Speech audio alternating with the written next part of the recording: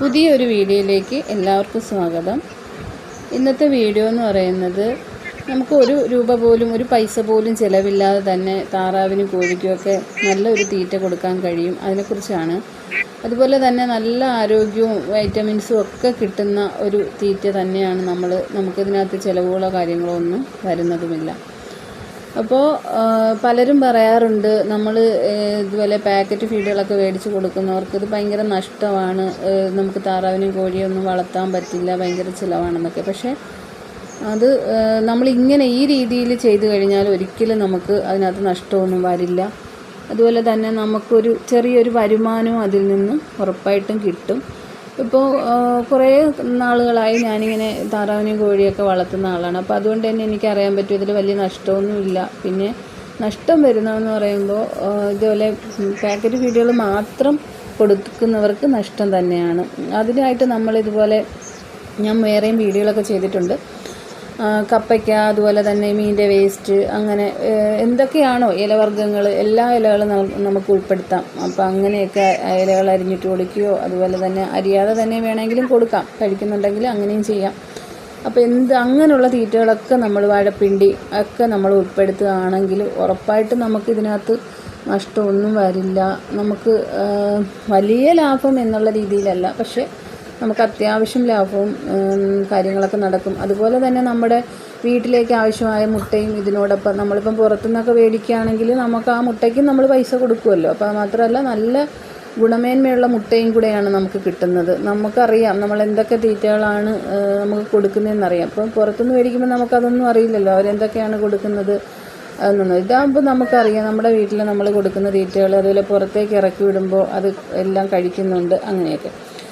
അപ്പോൾ ഇതിൽ നമുക്ക് മീനിൻ്റെ വേസ്റ്റുകൾ ഇങ്ങനെ രാവിലെയാണ് ഞാനിവിടെ ഇങ്ങനെ വെച്ച് കൊടുക്കുന്നത്. നമുക്ക് മീൻ കടയിൽ നിന്നൊക്കെ ഇങ്ങനെ എടുക്കാൻ പറ്റും വേസ്റ്റുകളൊക്കെ.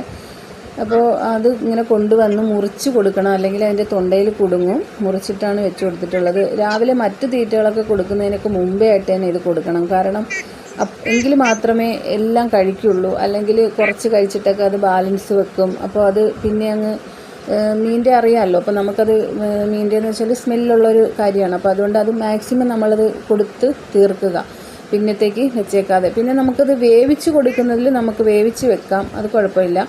മഞ്ഞപ്പൊടിയൊക്കെ ഇട്ട് വേവിച്ച് നമ്മൾ വെക്കുകയാണെങ്കിൽ അത് 2-3 വട്ടമൊക്കെ ആയിട്ട് നമുക്ക് കൊടുക്കാം. പക്ഷെ പച്ചയ്ക്ക് എടുത്ത് വയ്ക്കുന്നത് മാക്സിമം നമ്മളത് രാവിലെ തന്നെ കൊടുത്ത്, മറ്റ് തീറ്റകൾ കൊടുക്കുന്ന സമയത്ത് ഒരു കാരണവശാലും നമ്മളിതുപോലെ മീനിൻ്റെ വേസ്റ്റുകളൊന്നും കൊടുക്കരുത്. കാരണം അത് കഴിക്കില്ല, കുറേയൊക്കെ കഴിച്ചിട്ട് ഇങ്ങനെ വേസ്റ്റാക്കി കളയും. അപ്പോൾ അതുകൊണ്ട് ഇങ്ങനെ തന്നെ നമ്മൾ കൊടുക്കാൻ ശ്രദ്ധിക്കുക. പിന്നെയെന്ന് വെച്ചാൽ നമുക്ക് ഈ വേവിച്ച വേസ്റ്റ് ഇതുപോലെ തന്നെ തീറ്റയിലൊക്കെ മിക്സാക്കി വേണമെങ്കിൽ കൊടുക്കാം. പക്ഷേ അതിൻ്റെ കാര്യമില്ല, തീറ്റയിലൊന്നും മിക്സാക്കേണ്ടുള്ള കാര്യമില്ല. കാരണം തീറ്റയിൽ മിക്സാക്കുമ്പോൾ ആ തീറ്റയെ അത് സാധാരണ രീതിയിൽ തീറ്റകൾ എല്ലാം കഴിക്കുന്നുണ്ടല്ലോ, കോഴിയും താറാവും ഒക്കെ. അപ്പോൾ അതിനകത്ത് പിന്നെ തീറ്റ മിക്സ് ചെയ്യേണ്ടുള്ള കാര്യമൊന്നുമില്ല. നമുക്ക് ഒരു നേരം തീറ്റ എങ്ങനെ കുറയ്ക്കാമെന്നാണ് നമ്മൾ ചിന്തിക്കുന്നത്. അപ്പോൾ നമ്മൾ ഇത് മാത്രമായിട്ട് ഒരു നേരം ഉൾപ്പെടുത്തുക. അതുപോലെ എന്ത് കാര്യങ്ങൾ നമ്മൾ കൊടുത്താലും ആ ഒരു നേരത്തേക്ക് ആ ഒരു തീറ്റ മാത്രമായിട്ട്, പാക്കറ്റ് ഫീഡുകൾ അതിനകത്ത് ഉൾപ്പെടുത്താതിരുന്നാൽ അത്രയും നല്ലതാണ്. 2 നേരം നമ്മൾ പാക്കറ്റ് ഫീഡുകൾ, അതുപോലെ ഗോതമ്പ്, അരി, അങ്ങനെയൊക്കെ ഉള്ള കാര്യങ്ങളൊക്കെ നമുക്ക് നനച്ച്, തവിടൊക്കെ നനച്ചിട്ട് ഒക്കെ നമുക്ക് കൊടുക്കാൻ പറ്റും. അല്ലാത്ത ടൈമിലെല്ലാം നമ്മളിതുപോലെ ഒരു 3-4 പ്രാവശ്യമൊക്കെ എന്തെങ്കിലുമൊക്കെ നമ്മളിങ്ങനെ കൊടുക്കുകയൊക്കെ ചെയ്യണം. കാരണം അത് ഇങ്ങനെ നല്ല വിശന്നിരിക്കുന്ന സമയത്തൊക്കെ ഇതുപോലുള്ള തീറ്റകൾ കൊടുത്താൽ നന്നായിട്ട് കഴിക്കും. അപ്പോൾ ഇത്രയൊക്കെ ഉള്ളൂ എൻ്റെ പുതിയ വീഡിയോ. അപ്പോൾ എൻ്റെ വീഡിയോ ഇഷ്ടമായിട്ടുണ്ടെങ്കിൽ എല്ലാവരും ലൈക്കും സപ്പോർട്ടും സബ്സ്ക്രൈബും ഒക്കെ ചെയ്യണം. ഇപ്പോൾ പുതിയതായിട്ട് വീഡിയോ കാണുന്നവർ സബ്സ്ക്രൈബ് ചെയ്യാതെ ആരെങ്കിലും കാണുന്നുണ്ടെങ്കിൽ ഉറപ്പായിട്ടും സബ്സ്ക്രൈബ് ചെയ്യണം, സപ്പോർട്ട് ചെയ്യണം. Okay, thank you.